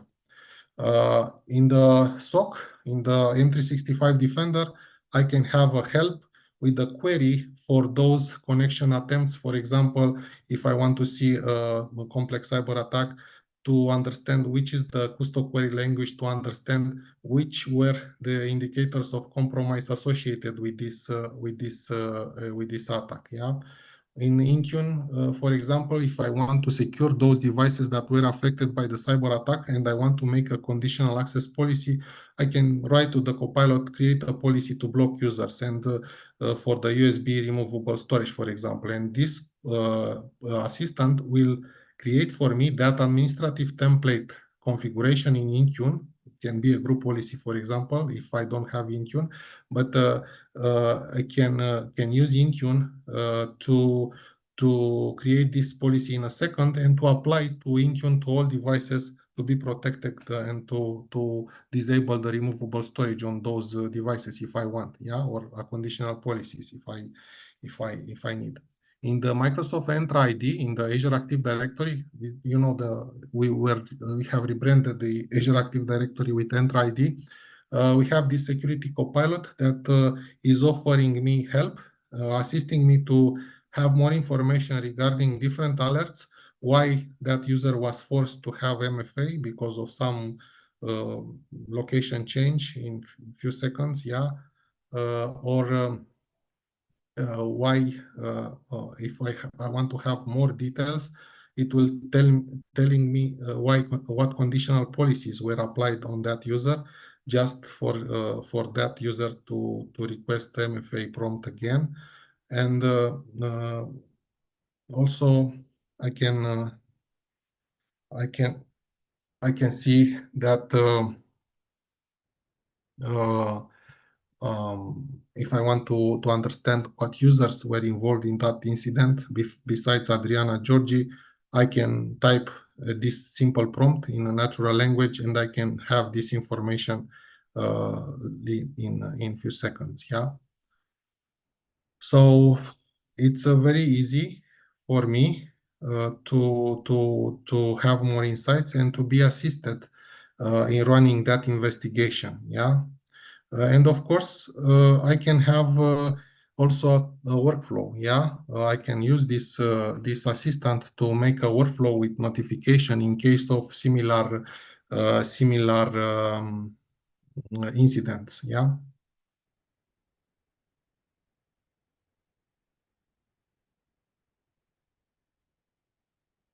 Or if I have Entra ID governance and I need for onboarding new employees to have automatically provisioned Active Directory account or permission in Oracle e-business suite application to have automatically a template to be applied on new hire employees.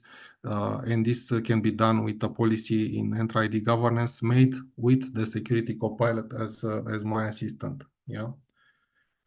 This kind of things that are helping us and you to generate more easy the task that we have on a daily basis to gain more time and to gain efficiency. In the purview, in the data protection and compliance for the DLP side, for example, I can analyze this kind of alerts. I can request the Copilot to generate the Custo query language, the advanced hunting query, to look on that specific alert or incident. I can have the context for this event, and of course I can see other information, other details regarding this alert, the summary of this alert with the summarizing content. Here we have other information regarding prompts that can be used for the purview, just to see some details of my DLP alerts or incidents. You see here, show me the risky activities for the users, show me the alert incidents in purview DLP, yeah, and how I can use this query language to look on other similar incident, summarize incidents, yeah, in the same way as you have seen in Entra summarizing or Defender for Cloud summarizing incidents, yeah, the same natural prompting language used in different platforms to get more information, yeah. What files have been used by the users and activities in the last 7 days, and you see that user have copied the file to clipboard, printed DLP, yeah, alerts, yeah, summary, and I want to announce you this great investment. You know, our Purview data protection and compliance platform is a platform that is including, besides the classical Microsoft information protection that you all know from the past, it's former rights management service, but right now is not only RMS encryption, but has also those sensitivity labels. You saw before how I changed the sensitivity label to a file. And right now you see here classified as Microsoft Confidential in the presentation. Finally, this template has been applied. Let's, because I'm very stubborn, let's see if that demo is working right now.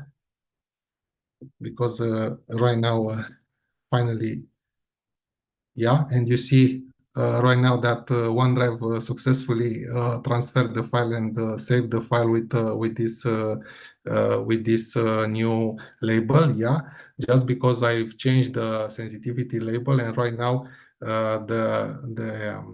these are the labels that Microsoft is using internally. And this presentation is classified as Microsoft Confidential. This metadata is understood by every DLP solution with those metadata that are being applied on the file. So besides the information protection, we have the CASB solution, Defender for Cloud Apps. Those information protection and endpoint DLP solution, for example, are not requiring you to install any supplementary agent. If I have endpoint DLP, if I have a Defender for Endpoint agent, I have also CASB agent and endpoint DLP agent in the same agent. Yeah. For example, I have this machine here.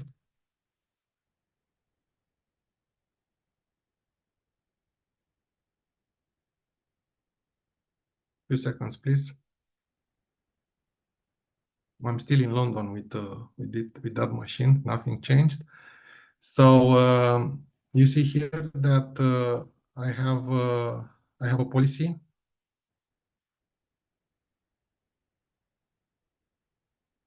This is the only thing that I need to do in my environment, and I don't need any other agents on my machine. Why? Because Defender for Endpoint can play the DLP agent.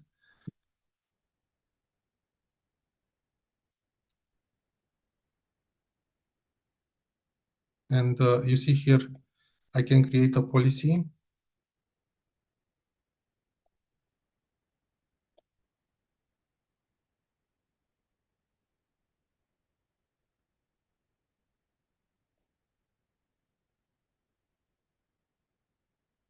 Yeah, I can choose the cloud or on-premise environment if I have SharePoint or file server, Windows or Linux to be applied. And I can configure some DLP settings. I don't want to go to the wizard because I have already created this policy, and I only want to edit just for you to see how easy it is to and what kind of settings can be configured.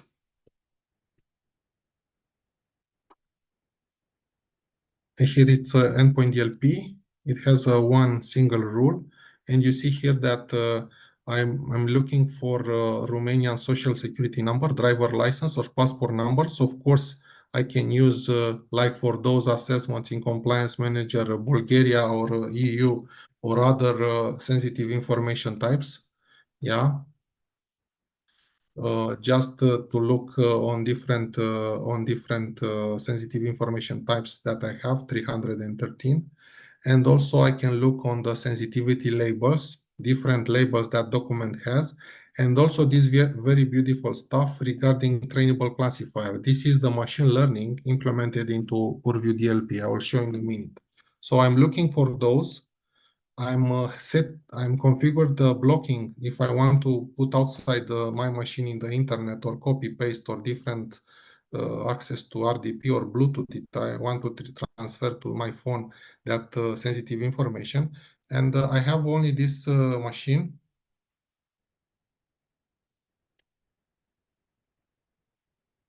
You see here the Teams DLP. If I want to send that social security number for Romania, this is blocked. Yeah. If I want to transfer this document, which is highly sensitive, and I configure that policy to look on those files, and you see the metadata here, it's watermarked on confidential project Falcon. Yeah, I have different sensitivity label than in Microsoft internal environment. But if I want to copy something on this file outside on the same machine,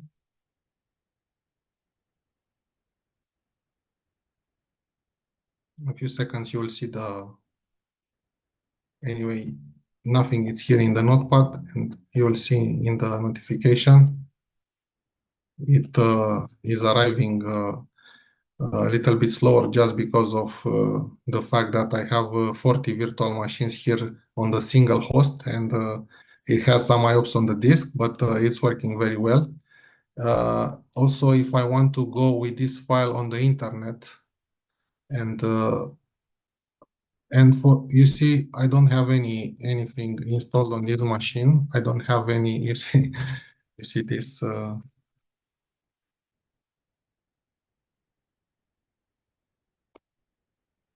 So on this machine,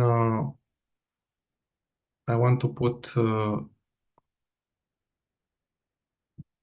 I hope I didn't choose anything wrong. What I choose?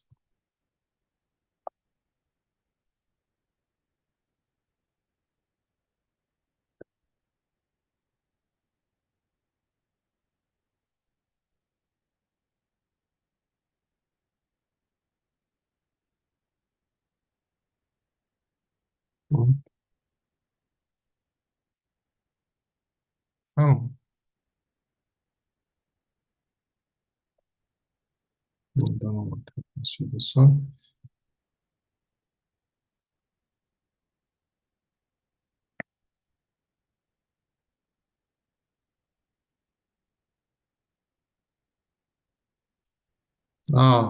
Sorry, I needed to accept different, and you see the information that I cannot upload it. And on this, I don't have any other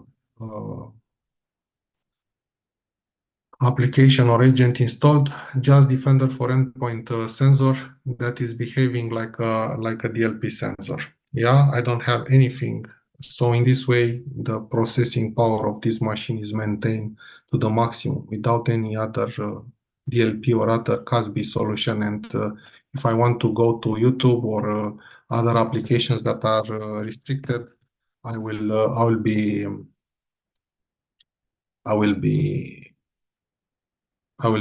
blocked, yeah, by the CASB solution with the same Defender for Endpoint agent, yeah.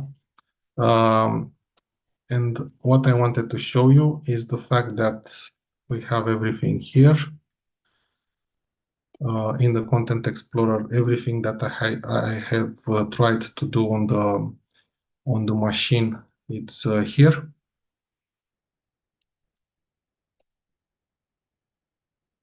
Yeah,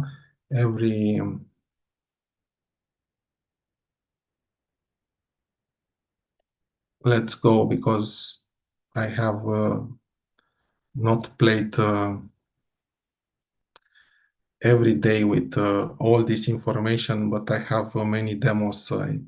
You see, if I want to copy paste into the notepad, if I want to transfer it to cloud, it's this blocking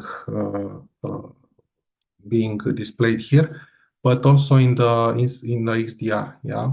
So here on the incidents, you can see the DLP activities, exfiltration, and you can see the DLP information and the graph being drawn by the automated investigation remediation engine. What I tried to do with the file, what kind of information I had to access, everything is here. I wanted to show you the machine learning, which is here, the trainable classifier, which is able for you to learn this engine how to treat different documents. For example, you are a source code company, yeah, and you have your developers are developing code, and you want to prevent that code to be moved outside your organization, and you can upload similar documents or similar types of code, and you see the application is knowing these different types of code, and you upload here, the engine is learning and will detect similar documents. In the same way, financial agreements or budgeting or HR documents that are all 99% the same can be, you can learn this engine and use this testing to understand where this document is being detected in Exchange, in SharePoint, in OneDrive. Yeah. What is now our investment regarding AI? It's a great story, and it's my pleasure to share you these investments. Inside the risk management, it's a continuation of DLP with sensitive and adaptive threat protection DLP layers for different users. You can use this for forensic evidence, analyzing behavior of the users and this behavior with different activities that he had on every system that he's using. And also you can use AI shadowing protection. You know the shadow IT and the CASB story. Right now, we can use the same principle for blocking AI. If we don't let users to use AI and different assistants, you can have these policies for protecting. Yeah, you have the policies in CASB and you have the engine of detection in Purview in DLP. Let's see how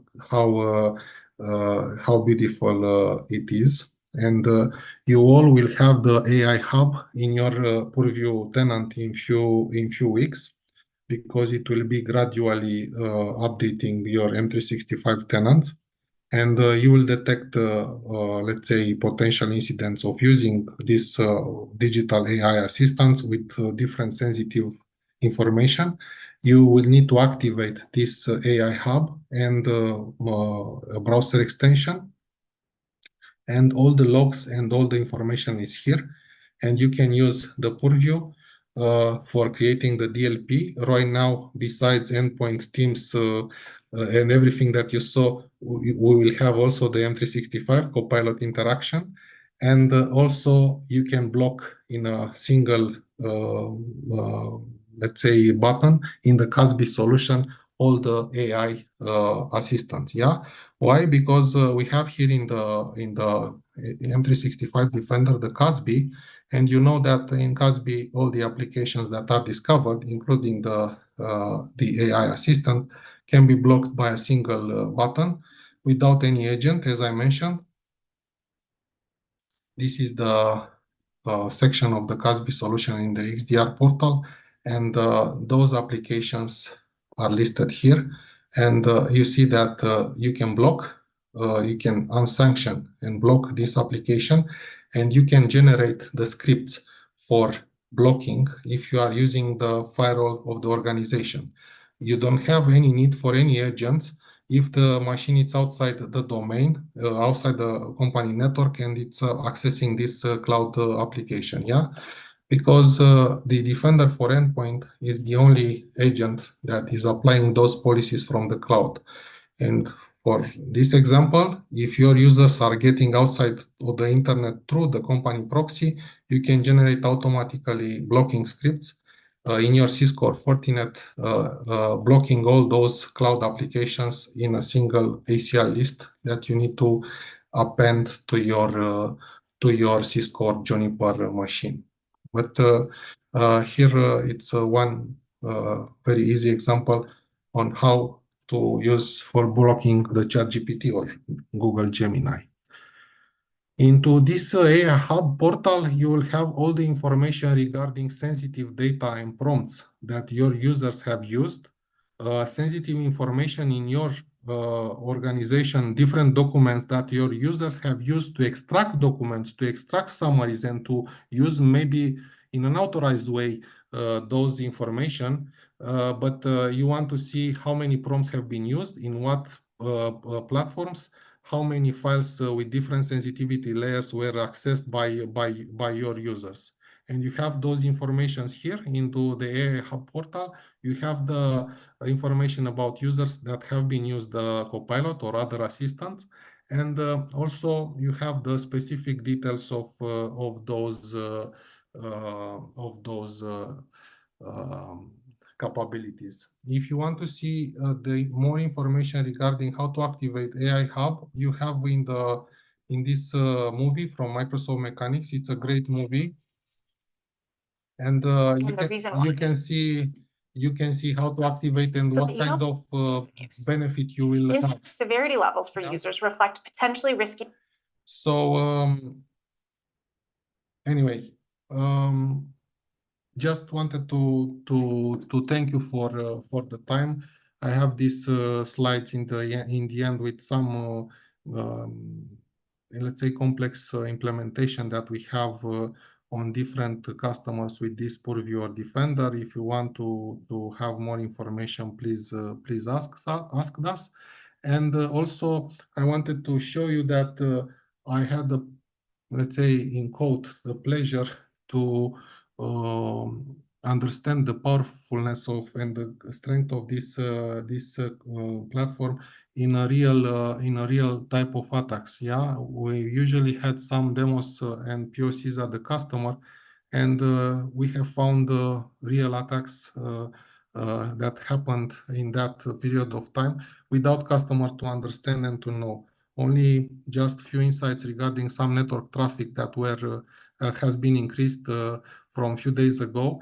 But having those agents, ARC agents or Defender for Endpoint agents, have helped us to understand what kind of magnitude this attack had. And based on the link that company received, users have been clicked on with a not updated browser, and we had this command and control and botnet connections from different servers in the internet. Of course, penetrated machines that were used for this complex attack. And of course, we had information regarding what commands those attackers were using in the memory of those machines. Different PowerShell commands for getting local administrator password or for running different scripts for moving laterally or for affecting those endpoints.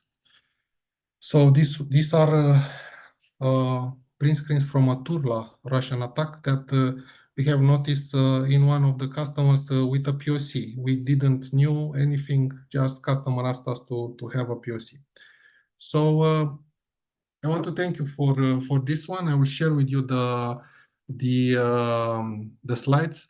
please, if you have more question for me, I know it's late, and yeah, but if We you do. Thank you very much for the presentation. It's very comprehensive. So you looked at all the angles, let's say, from the ecosystem. I have maybe one question. What would you say for a company? What would be your advice for them to start using AI in their security? So if they haven't used artificial intelligence for security purposes, what would be, I don't know, the first 3 things they should think about implementing or of the approach? Yeah, so you know that we don't have trials for AI, not for M365 Copilot, not for Security Copilot, but it's a very, let's say, cheap or not very expensive to test it, just to make that secure computing unit in Azure portal, and you have in few seconds the capability of using Security Copilot and to integrate with some of your platforms, just for you to play in 30 days, and you will see how powerful it is, and you will decide after 1 month if you want to continue or not.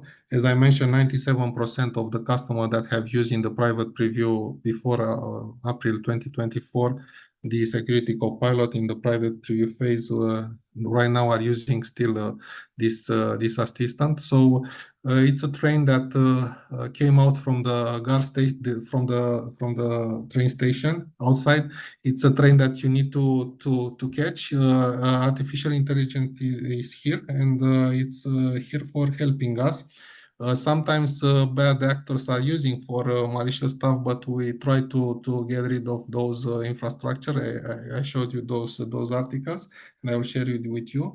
But I'm very positive that this technology will help you to gain time, and time, and you know, is the most precious resource that we have. Yeah. So please use this artificial intelligence.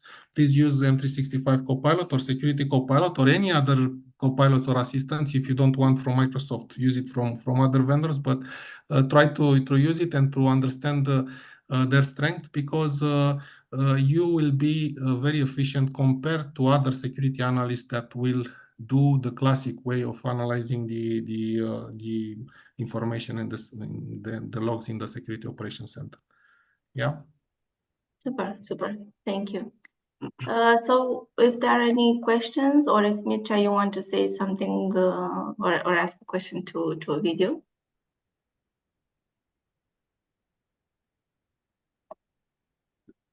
Okay, if not, then we thank you very much. The video, the recording will be available on YouTube and also on the Cloud Security Alliance global website. We circulate from all of the chapters and put the presentations there available for the entire community from Cloud Security Alliance. And we hope to have you again as speaker in one of our events. Thank you very much. Thank you. All the best. Thank you for the invitation. Thank you. Thank you. Have a nice day. Bye-bye. Bye. Have a nice day, Ovidiu. Thank you so much. All the best. Bye-bye.